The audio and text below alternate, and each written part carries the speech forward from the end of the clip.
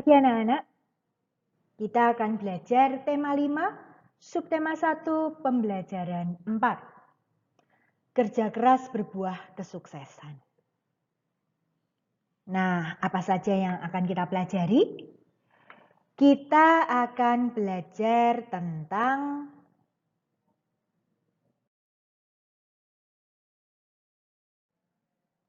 keragaman budaya masyarakat.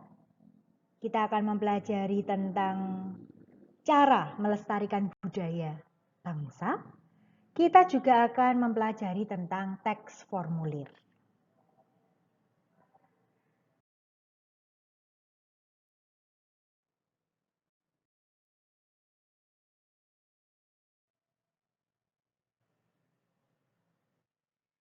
Nah, anak-anak, apakah kalian pernah menarikan tarian itu?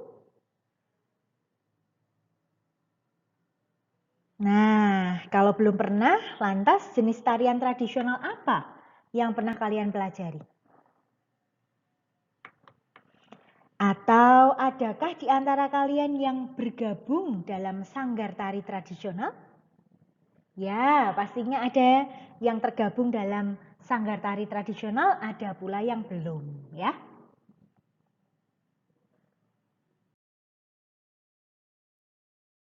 Anak-anak, berbicara tentang ragam budaya, di situ Miss Deti ada gambar jaran kepang ya, tari jaran kepang. Nah, apa ini? Ya, betul sekali.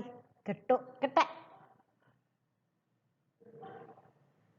Nah, yang ini pasti anak-anak seringkali membelinya ya.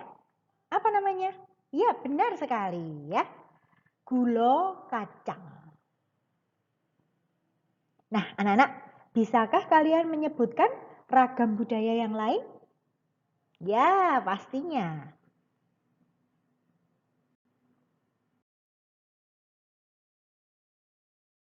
Nah, anak-anak, Miss Yeti punya tantangan.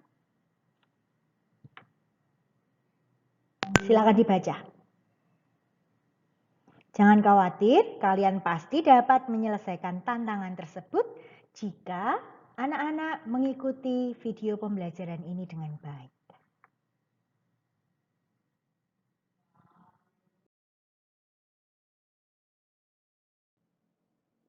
Perhatikan ragam budaya berikut ini. Ya, apa nama rumah adat tersebut? Bagus sekali, rumah joglo. Selanjutnya, yang ini? Ya, benar, mudah ya. Tari payung. Ya, ada yang tahu dari mana? Betul, Sumatera Barat. Selanjutnya, ya, tarian dari Jawa Tengah. Apa itu? Bagus sekali, Bambangan Cakil. Selanjutnya, nah ini pasti anak-anak tahu ya. Benar sekali, angklung.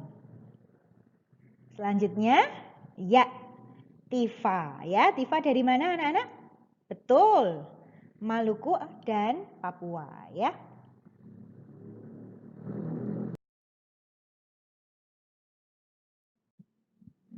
Baik, kita akan mengulas tari tradisional ya yang ada di Bali. Ada tari legong. Ini apa? Ya, tari kecak. Di sini tari pendek. Nah,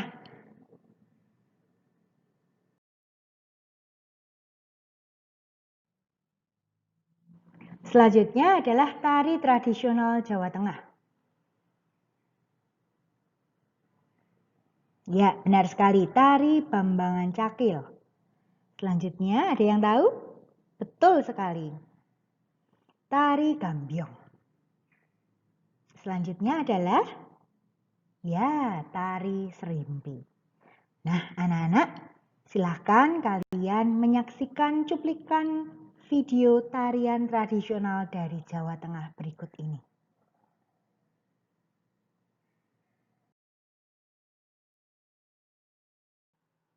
Selanjutnya kita akan mempelajari tari tradisional Maluku.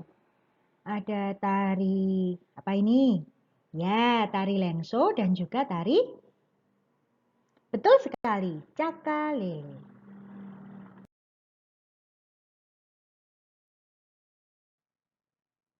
Selanjutnya ada tari tradisional dari Sumatera Utara.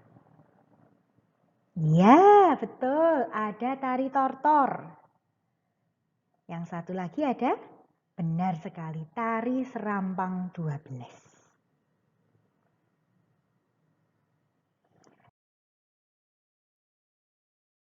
Tarian tradisional Indonesia ini perlu kita jaga, perlu kita lestarikan. Nah, di sini ada cuplikan berita. Silakan anak-anak menyimak dengan baik. Kesenian tari tradisional semakin berkurang peminatnya. Selain itu, munculnya berbagai jenis tarian modern yang lebih diminati, membuat beberapa sanggar tari tidak dapat bertahan lama. Nah, di kota Semarang ada satu sanggar tari yang masih eksis hingga sekarang. Sanggar Tari Sobokarti. Ingin tahu bagaimana kegiatan di sana? Simak liputan yang satu ini. Apakah mitra kampus termasuk salah satu orang yang belum mengetahui apa itu Sobokarti? Jika iya, mungkin mitra kampus perlu sesekali menyempatkan waktu untuk datang ke Sobokarti. Walaupun hanya sekedar berkunjung atau melihat orang-orang yang sedang belajar seni budaya Jawa di sana. Selain akan mendapatkan pengalaman baru, mitra kampus juga dapat menumbuhkan rasa kecintaan pada kesenian Jawa. Sobokarti Semarang merupakan salah satu gedung bersejarah di kota Semarang. Gedung ini disajikan sebagai tempat latihan atau kursus untuk mendalami seni dan budaya Jawa Tengah, seperti tarian tradisional Jawa Tengah, Pranoto Coro, Mocopat, Pedalangan, dan Karawitan. Ini memang kami cukup senang ya, jadi beberapa tahun terakhir ini generasi muda yang sekarang bergabung bersama kami itu semakin banyak tentunya. Jadi sampai saat ini pun saya juga tidak tahu berapa jumlah pasti yang ikut latihan di sini, karena di sini memang sifatnya pelestarian, jadi bukan akademisi. Jadi setiap siswa tidak secara formal menjadi bagian dari kami, tapi mereka suatu saat bisa moodnya hilang ya, dan latihan lagi, nanti beberapa bulan baru gabung lagi ya, seperti itu. Memang kita harus betul-betul pintar mensikapinya. Untuk jadwal kegiatan tari, yaitu tiap hari Minggu pukul 9 dan hari Jumat pukul 16 waktu Indonesia Barat untuk tingkat anak-anak pemula. Sedangkan untuk kelas B tingkat anak-anak, yaitu pada hari Minggu pukul 10 dan hari Rabu pukul 16 waktu Indonesia Barat.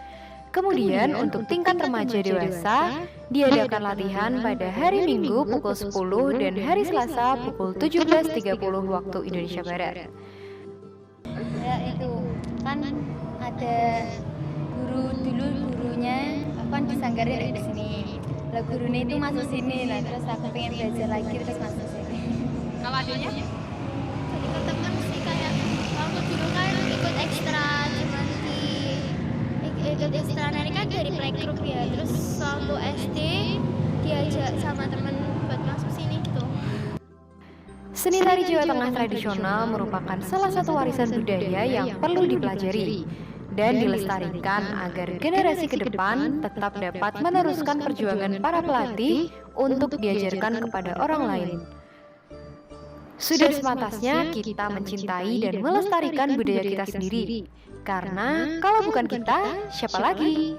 Nurul Isnaini, Nilnal Muna, Tim Liputan Berita Kampus.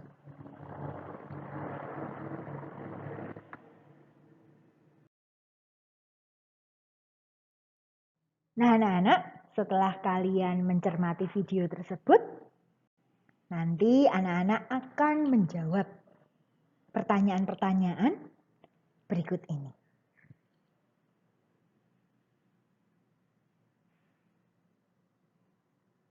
Silakan kalian berdiskusi dengan teman sekelompokmu nanti.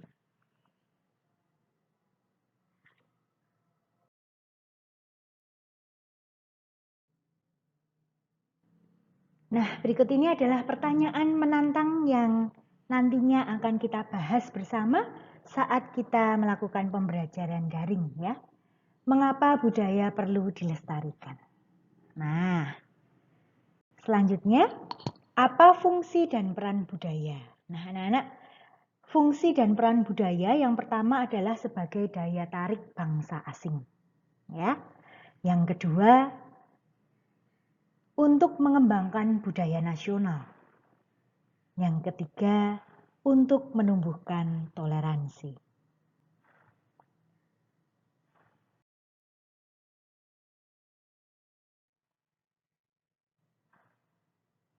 Nah, anak-anak, coba dicari dulu bagaimana cara kalian melestarikan budaya bangsa.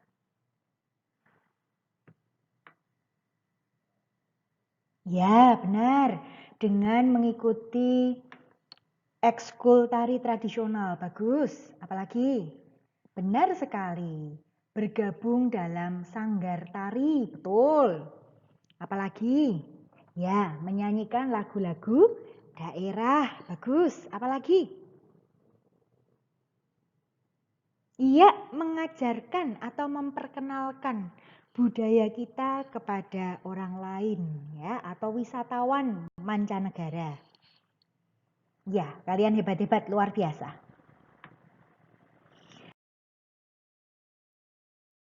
Cara tentang sanggar tari. Nah, cara kita untuk melestarikan budaya bangsa ya, seperti yang tadi sudah kita bahas, kita ulas sedikit bahwa kita bisa belajar menari tarian tradisional dengan bergabung pada suatu sanggar tari. Nah, ini adalah gambar sanggar tari yang ada di Salatiga, ya. Sanggar tari Sekar Rinunce. Nah, bagaimana anak-anak yang ada dalam sanggar tersebut menari? Yuk kita simak.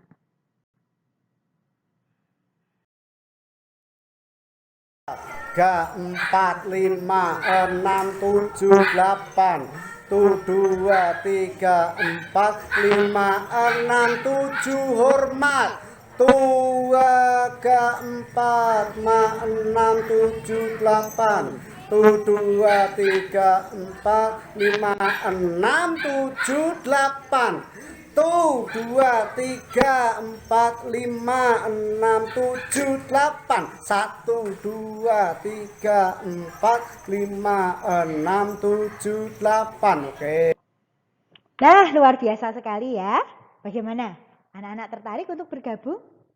Ya, jika kita ingin bergabung, anak-anak biasanya akan melakukan pendaftaran dulu. Nah, dalam melakukan pendaftaran, anak-anak pasti akan mendapatkan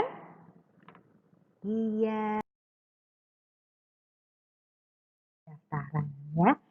Dengan cara kita ikut bergabung dalam suatu sanggar tari, kita otomatis melakukan upaya pelestarian tarian tradisional. Nah, apalagi? Ya,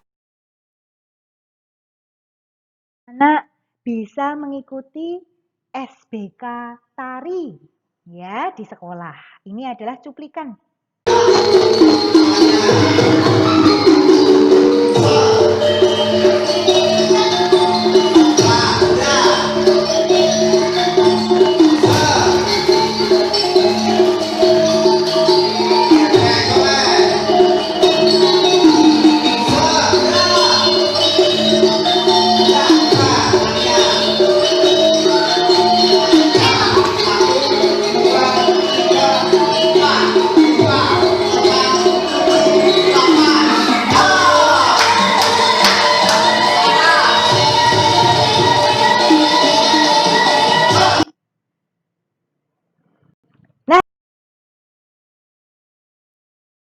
Dulu saat anak-anak mau tergabung dalam suatu kegiatan ekskul, anak-anak pasti akan diberikan formulir seperti pada gambar tersebut, ya.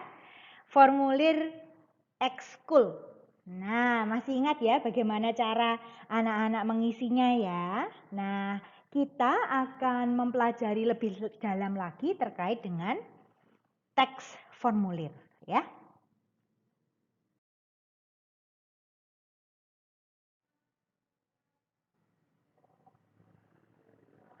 Nah, anak-anak, Miss Deti memiliki 2 gambar formulir.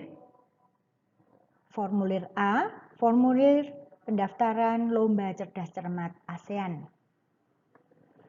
Yang satu lagi adalah formulir B, formulir pendaftaran kegiatan ekstrakurikuler. Nah, anak-anak, dari sini kita bisa menganalisis bahwa dalam formulir A maupun formulir B sama-sama meminta pihak yang bersangkutan untuk menuliskan identitas diri.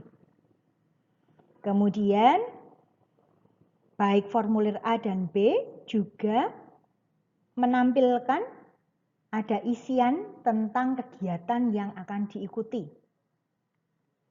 Kemudian di akhir ada kolom tanda tangan dan nama lengkap, dan yang paling akhir adalah petunjuknya, ya. Yang di formulir A, formulir yang sudah ditandatangani diserahkan kepada panitia di masing-masing stand. Sedangkan pada formulir B, formulir yang sudah ditandatangani serahkan kepada guru kelas. Nah, anak-anak, juga jika kita mencermati formulir A dengan formulir B, formulir A ini membutuhkan data identitas diri pesertanya yang lumayan detail bila kita bandingkan dengan yang formulir B. Jika di formulir A ada nama lengkap, umur, kelas, alamat, kota, kode pos, nomor telepon rumah, nama sekolah, alamat sekolah, nomor telepon sekolah, nomor kartu pelajar.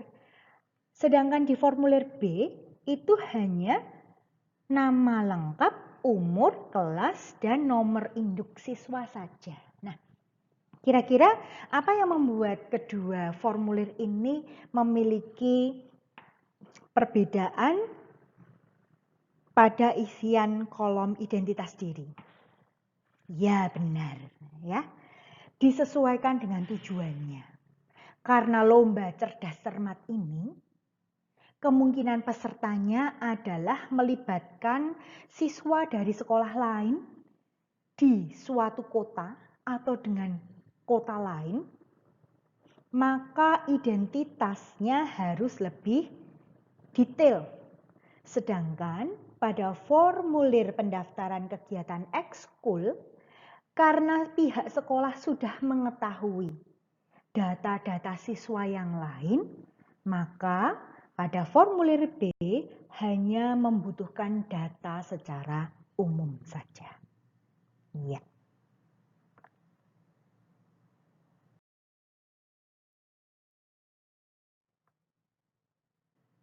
Nah, silahkan anak-anak membaca ilustrasi tersebut.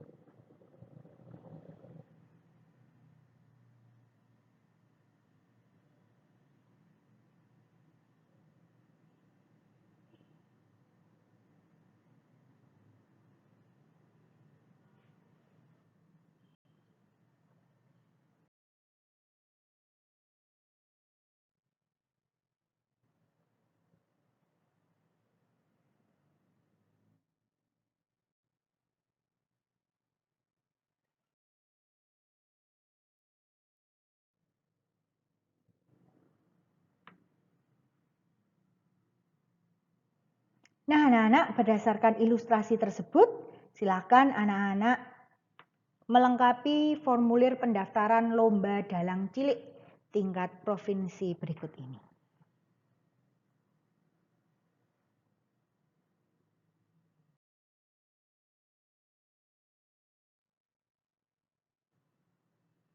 Nah, anak-anak, berdasarkan formulir pendaftaran tersebut, berikut ini adalah struktur teks formulir. Ada kepala, berisi judul, formulir pendaftaran tentang apa. Kemudian ada isi dengan menggunakan huruf cetak. Itu maksudnya apa? Ya, betul sekali, petunjuknya. Kemudian coba dilihat yang Miss Deti beri kotak warna merah ini.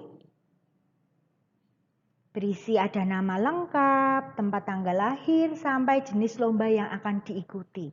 Itu masuk dalam bagian badan, ya.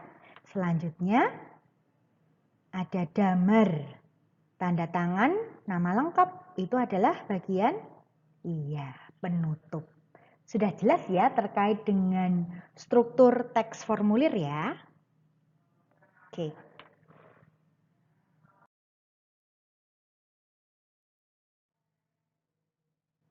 Nah, anak-anak, nanti Miss Deti akan memberikan formulir pendaftaran. Miss Deti juga sudah menyiapkan ilustrasi yang ada pada lembar kerja peserta didik. Silahkan nanti anak-anak akses di Google Classroom dan anak-anak bisa mengerjakannya secara mandiri. Ya.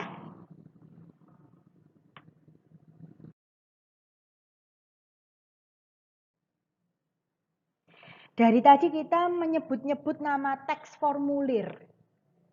Teks formulir itu apa sih? Iya, teks formulir adalah suatu kertas dengan ukuran tertentu yang berisi mengenai data atau informasi. Ya. Data dan informasi tersebut sifatnya ada yang tetap, ada juga beberapa bagian lain yang tidak tetap.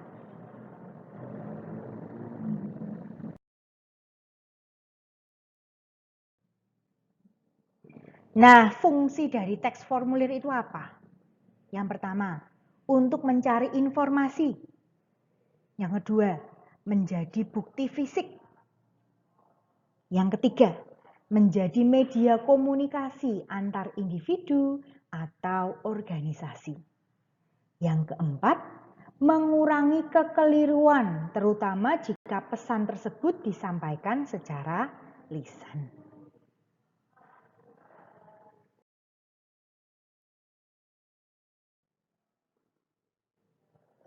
Baik anak-anak, sampai di sini dahulu pembelajaran kita hari ini. Sampai jumpa pada video pembelajaran selanjutnya dan sampai bertemu pada virtual meeting kita. Sampai jumpa.